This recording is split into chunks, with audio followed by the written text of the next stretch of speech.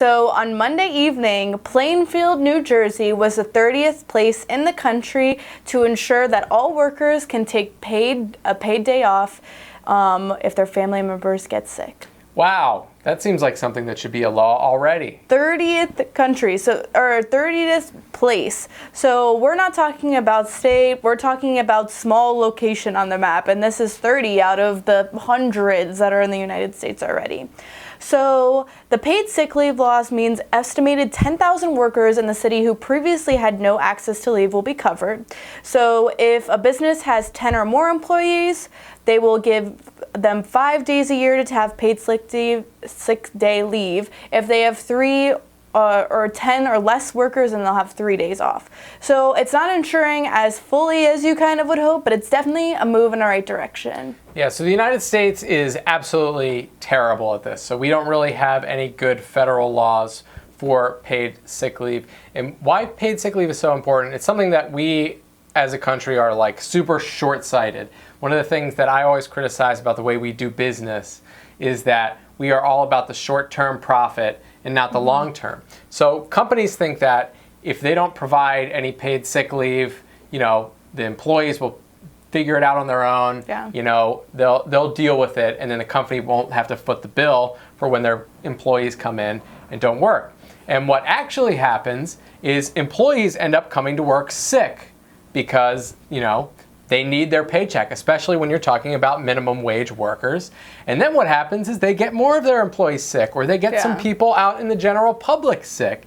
And rather than containing their illness, more people are sick. And as a result, we lose more money in lost productivity from having someone come to work sick than if they just stayed at home. Yeah. But of course, businesses don't get that. And our government is, you know, too much run by the people that are making these laws, and you know, we end up with the conundrum we have right now, where like small towns like Plainfield, New Jersey, it's like, this is ridiculous. People should be able to get sick and not lose their job. Something that is interesting about this, though, is that if you work directly in contact with the people, let's say food industry or childcare, you, no matter what, no matter the size of the business, will get a guaranteed 5 days off. So Seems like a no-brainer. Yeah, it's helping the fact that they are giving a direct correlation to the fact that if you're working directly with people that you're giving services to, that you should have those guaranteed days that you need.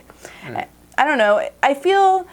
I'm trying to think about the span of a sickness, and I don't know if it actually is encompassed in that amount of time. I don't know. I mean, it depends on how sick you get. I mean, I think that there's only so much you can do. Yeah. Like, you know, we all got to take responsibility if you're feeling sick to not like hug people and to wash your hands and sanitize and blah, blah, blah.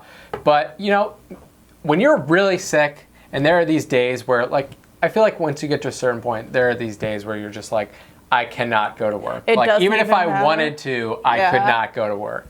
And, you know, for these low-wage workers and the people that aren't protected or they don't have good benefits, they either show up or they risk losing their job. Yeah. So advocates are still pressing for a statewide bill that needs to be passed. So they're hoping that they can make even more of a difference. But let's keep in mind, just 10 years ago, San Francisco was the only state or city that had a paid sick leave mandate in place. Wow.